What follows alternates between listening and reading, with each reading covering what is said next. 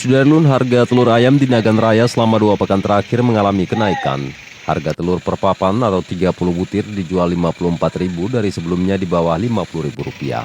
Seperti di Pasar Simpang Put Kuala, Kamis 6 Januari 2022, harga telur ayam rata-rata dijual Rp52.000 hingga Rp54.000 per papan. Bahkan 2 hari lalu sempat dijual Rp55.000. Pedagang mengakui beberapa sembako kebutuhan rumah tangga mengalami kenaikan seperti telur, gula, dan minyak makan. Hal ini berdampak pada kurangnya pembeli dan para pedagang terpaksa menambah modal untuk membeli barang.